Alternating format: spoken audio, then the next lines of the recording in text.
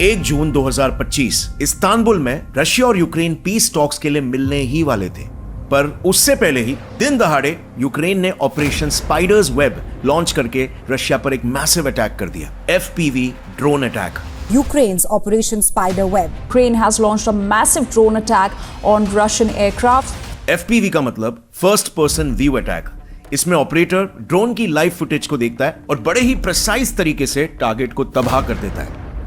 Ukraine ने ऐसे करीब 117 ड्रोन्स रशिया पर लॉन्च किए, वो भी सिर्फ बॉर्डर एरियाज पर नहीं बल्कि डीप इनसाइड रशियन टेरिटरीज जैसे साइबेरिया में। एक टारगेट लोकेशन था रशिया का बेलाया एयरबेस जो यूक्रेन से 4000 किलोमीटर अंदर है, और दूसरा था ओलेनिया बेस जो यूक्रेन से 2000 किलोमीटर अंदर है।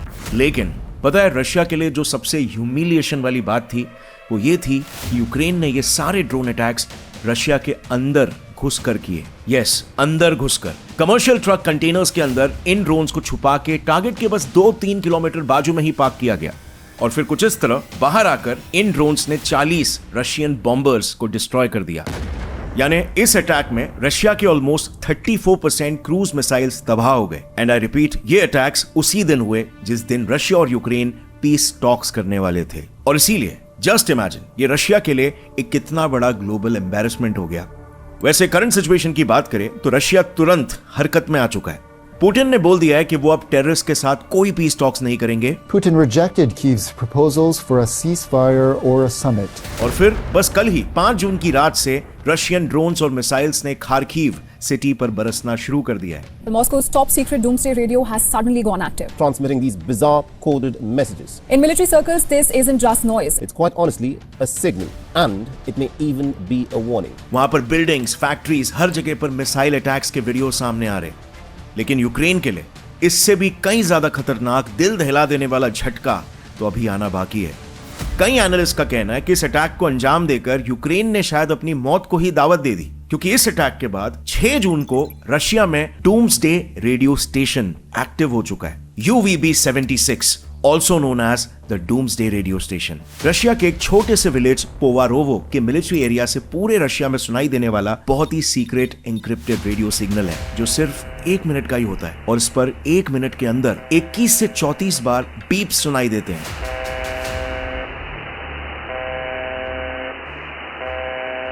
ये ऐसे सीक्रेट कोड्स है, ऐसे एनकोडेड मैसेजेस है जिसके बारे में कोई नहीं जानता, पर जब जब ये सुनाई दिए हैं रशिया के दुश्मनों के ऊपर कहर बरसा है। जब 2014 में क्रीमिया का इन्वेजन हुआ था उस दौरान भी यही UVB-76 एक्टिवेट हुआ था, और फिर 2022 में इसी रशिया यूक्रेन वॉर की शुरुआत से जस्ट पहले ही ये रेडियो एक्टिव हुआ था और एनकोडेड मैसेज जारी हुआ। और इन दोनों ही केसेस में डूम्सडे रेडियो स्टेशन के बाद यूक्रेन की जो हालत हुई थी वो तो हम सभी जानते हैं, और इस बार भी मेरे हिसाब से रशिया तो इस वॉर को जितना हो सके उतना लंबा खींचेगा। I know it sounds paradoxical, right? But yes, war को लंबा खींचना एक्चुअली में रशिया के इंटरेस्ट में है, and let me explain you exactly how. 24 फरवरी 2022 को रशिया यूक्रेन वॉर स्टार्ट होते ही इन सारे कंट्रीज ने मिलकर रशिया पर सैंक्शंस लगा दिए थे। वो रशियन इकोनॉमी को मिट्टी में मिलाना चाहते थे। ब्रिटेन ने तो ये तक कह दिया था कि इन सारे सैंक्शन से वो रशिया को इकोनॉमिक डार्क एज में धकेल देगा। लेकिन कहानी का सबसे बड़ा ट्विस्ट तो देखो, इकोनॉमिक डार्क एज तो दूर की बात, रशियन इकोनॉमी में तो इस वॉर के वजह से गोल्डन एज आ चुका है। लेकिन वहीं पर दूसरे साइड में आज वेस्टर्न कंट्रीज का क्या हाल है? पूरे EU में इन्फ्लेशन आ चुका है। ब्रिटेन, जर्मनी, इटली, इन सारे वेस्टर्न पावर्स में तो जगह जगह प्रोटेस्ट, भूखमरी छाई हुई है। सो सवाल यहां पर यह उठता है कि रशिया ने यह मास्टर स्ट्रोक आखिर कैसे खेला? एक जंग जो उसे बर्बाद करने के लिए शुरू की गई थी, उससे रशिया ने अपने ही दुश्मनों को कैसे बर्बाद कर दिया? यस, ये पूरी जंग एक तरह से स्क्रिप्टेड थी USA और EU द्वारा, जिसमें यूक्रेन को सिर्फ एक प्यादे की तरह इस्तेमाल किया गया था कुर्बान होने के लिए।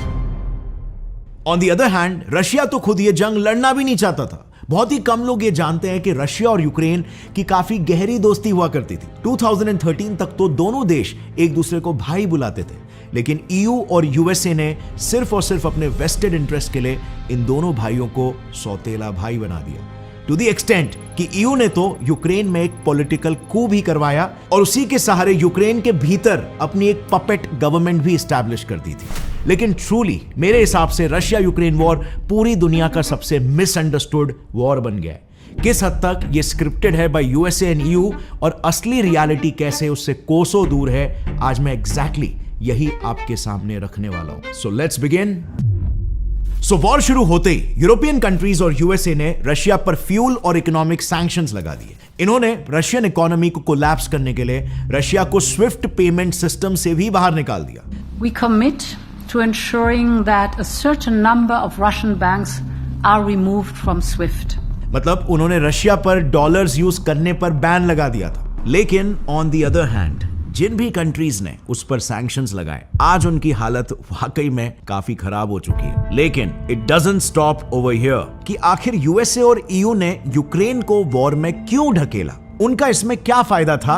वेल, यूएसए का मैं भी समझ सकते हैं, नेटो के लिए इस जंग में घुसा होगा या फिर वेपन्स बेच पाने के बहाने से, लेकिन ईयू को इससे क्या फायदा होता। वेल, जो फायदा उठाना था वो ऑलरेडी उन्होंने उठा लिया। जैसे मैंने कहा, रशिया कभी ये वॉर लड़ना ही नहीं चाहता था और यूक्रेन तो बस एक पपेट है। और फिर आप ये भी जानते हो कि रशिया और यूक्रेन के बीच एक टाइम पर काफी गहरी दोस्ती थी, इतनी गहरी कि आज जिस क्रिमिया रीजन को कब्जा करने के लिए रशिया को क्रिटिसाइज किया जाता है, वो क्रिमिया रीजन रशिया ने 1954 में यूक्रेन को गिफ्ट में दिया था। यस, क्रिमिया रशिया का ही पार्ट था, बट दोस्ती की निशानी के तौर पर रशिया ने उसे यूक्रेन को गिफ्ट कर दिया था और यूक्रेन भी रशिया पर उतना ही भरोसा करता था। जब न्यूक्लियर बैन ट्रीटी के अंडर यूक्रेन को उसके न्यूक्लियर वेपन सरेंडर करने कहा गया, तब यूक्रेन ने भी अपने वेपन्स रशिया को ही सौंपे थे। तो फिर आज इन दोनों में इतनी दुश्मनी कैसे हो गई? वेल, ये जानने के लिए ना थोड़ा सा बैकग्राउंड समझते हैं। तब रशिया और यूक्रेन भी अलग हुए थे, लेकिन इस बंटवारे में कई रशियन स्पीकिंग लोगों को यूक्रेन में ही रहना पड़ा था और इसीलिए यूक्रेन अलग होने के बाद भी वहां पर प्रो रशियन सेंटिमेंट्स स्ट्रॉन्ग थे, जिस वजह से 1991 में अलग होने के बाद भी रशिया यूक्रेन को एक बड़े भाई जैसे इन्फ्लुएंस करता था। लेकिन धीरे धीरे जैसे टाइम बीतता गया, यूक्रेन के वेस्टर्न पार्ट में रशिया का इन्फ्लुएंस कम होता चला गया, क्योंकि वहां पर वेस्टर्न कंट्रीज ने अपना इन्फ्लुएंस बढ़ाना चालू कर दिया। लेकिन अभी भी उनके ईस्टर्न पार्ट में रशिया का ही स्ट्रॉन्ग होल्ड था, क्योंकि इस एरिया में रशियन स्पीकिंग पॉपुलेशन ज्यादा थी।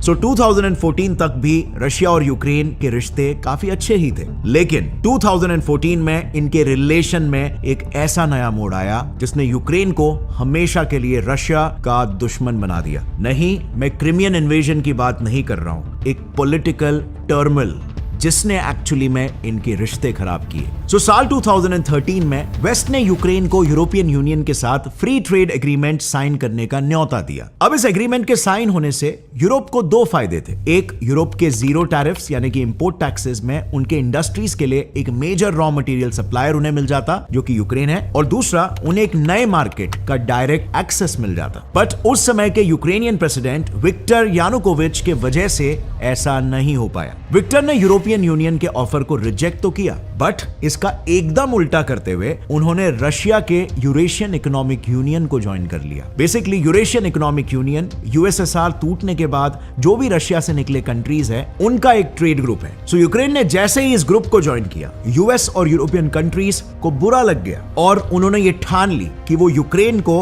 अपने झांसे में मैनिपुलेट करके रहेंगे। सबसे पहले इन वेस्टर्न कंट्रीज ने वेस्टर्न यूक्रेन में रहने वाले लोगों के थ्रू पूरे यूक्रेन में प्रोटेस्ट करवाए, क्योंकि वो ऑलरेडी काफी वेस्टर्न इन्फ्लुएंस्ड हो चुके थे। जिसके बाद मेजर फ्रेंच न्यूज आउटलेट्स ने इन प्रोटेस्ट को यूएस बैक्ड बताया। यूएस और ईयू बैक्ड इन प्रोटेस्ट ने इतना वायलेंट रूप ले लिया कि इसमें 100 से भी ज्यादा सिविलियंस मारे गए थे। इसे देखकर तब के यूक्रेनियन प्रेसिडेंट विक्टर को मजबूरन हार माननी पड़ी और उनको प्रोटेस्ट लीड कर रही ऑपोजिशन पार्टी यूरोपियन सॉलिडेरिटी के हेड पेट्रो पोरोशेंको के हाथों रूलिंग गवर्नमेंट को सरेंडर करना पड़ा। यानी कि दुनिया में खुद को डेमोक्रेसी के फ्लैग बेरर्स बताने वाले वेस्ट ने एक डेमोक्रेटिकली इलेक्टेड गवर्नमेंट का सीधा सीधा कू करवा दिया अपने इलीगल फंडिंग्स के जरिए। उनके प्रेसिडेंट बनते ही सबसे पहले उन्होंने अपने आका यूरोप से किया वादा पूरा किया। बेसिकली उन्होंने Ukraine European union association agreement यानी कि फ्री ट्रेड एग्रीमेंट साइन कर लिया। एज अ रिजल्ट यूरोप को अब यूक्रेन से जो चाहिए था वो सब मिलना चालू हो गया।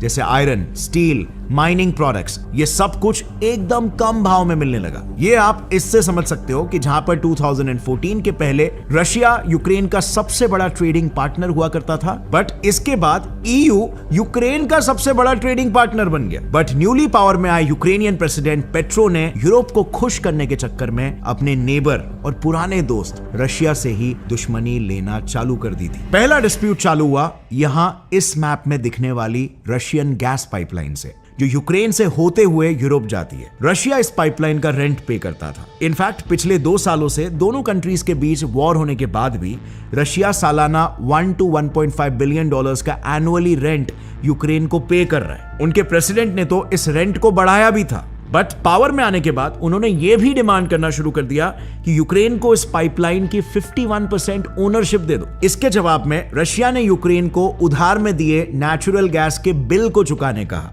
और इस पॉइंट से दोनों देशों के बीच रिलेशंस खट्टे होने लग गए। लेकिन रशिया यूक्रेन के रिलेशंस में फाइनल ब्लो 9 जुलाई 2016 को आया, जब नेटो और यूक्रेन ने मिलकर एक कॉम्प्रिहेंसिव असिस्टेंस पैकेज साइन किया। अब ये तो सिर्फ नाम के लिए असिस्टेंस पैकेज था, क्योंकि अगर आप खुद व्हाइट हाउस के वेबसाइट पर देखोगे तो इस असिस्टेंस पैकेज के नाम पर यूक्रेन के लिए 335 बिलियन डॉलर्स के वेपन्स दिए गए थे। अब नेटो क्या है और रशिया उससे क्यों चिढ़ता है, ये आज क्लास 6 का बच्चा बता देगा। ये 30 कंट्रीज का यूएस लेड मिलिट्री ग्रुप है। यूक्रेन को नेटो में ऐड करके रशिया के आसपास अपनी प्रेजेंस बढ़ाना चाहता है, उसे कंटेन और कंट्रोल करना चाहता है, और इसीलिए वो यूक्रेन को एड दे रहा था। बेसिकली आप इस मैप को देखकर समझ सकते हो कि नेटो फोर्सेस के यहां आते ही रशिया का इतना लंबा बॉर्डर डायरेक्टली एक्सपोज हो जाता है। अब ऐसे में रशिया ने ओपनली कई बार यूक्रेन के साथ साथ डायरेक्टली यूरोप से भी रिक्वेस्ट की थी कि वो यूक्रेन को नेटो में इंक्लूड ना करे, बट वेस्ट नहीं माना।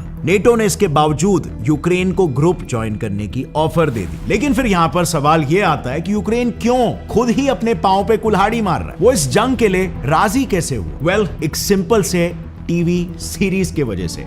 बिल्कुल भी एग्जैजरेट नहीं कर रहा हूं। यूरोपियन यूनियन और यूएसए ने तो यूक्रेन को सिर्फ जंग के दरवाजे तक ले जाकर छोड़ा था, एक टिपिंग पॉइंट तक लेकर गए थे, बट यूक्रेन की ही एक टीवी सीरीज ने यूक्रेन को सीधा जंग लड़ने पर उतार दिया।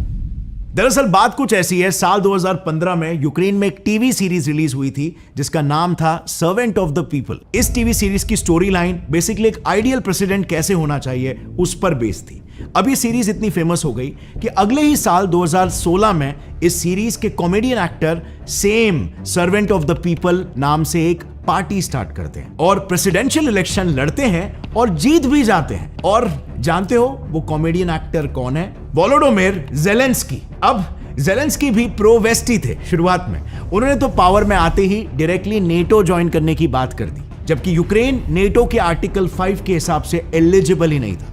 बट वेस्ट के झांसे में आकर उन्होंने अपने देश को वॉर में ढकेल दिया। अब गाइस यहां पर रशिया से ना हमें एक बहुत ही इंपॉर्टेंट सीख मिलती है, हम इंडियंस को भी और हमारे देश इंडिया को भी। और सिर्फ यही इंपॉर्टेंट मैसेज मैं इस टॉपिक के जरिए आप तक पहुंचाना चाहता हूं। अल्टीमेटली ये सब दुनिया भर के चर्चे तो चलते रहेंगे, लेकिन अंत में पर्सनल लेवल पर हमें इससे कुछ प्रैक्टिकल सीख मिलनी चाहिए, कुछ ऐसे आइडियाज जो हमारी लाइफ और हमारे देश को अपलिफ्ट कर सकते हैं। रशिया ने यहां पर बिल्कुल सिंपल दाव खेला। उसने अपनी उन काबिलियतों और विशेषताओं को परखा जो उसमें यूनिक और एक्सक्लूसिव थी, और क्योंकि रशिया की ये यूनिक काबिलियत दुनिया भर में रेयर थी, इसकी वैल्यू ऑटोमेटिकली प्रीमियम हो गई। और फिर रशिया ने उन्हें एक्सपोर्ट करके दूसरे देशों में अपनी मोनोपोली बना दी, यानी अपने पर उनकी डिपेंडेंसी क्रिएट करवा दी। और फिर दूसरे देशों को मजबूरन उसके सामने सो कॉल्ड सैंक्शंस लगाने के बाद भी झुकना ही पड़ा। दूध देने वाली भैंस के लात भी आखिर सहने पड़ते हैं। ऐसी सिमिलर सीख हमें नेदरलैंड्स जैसी एक छोटी कंट्री भी देती है।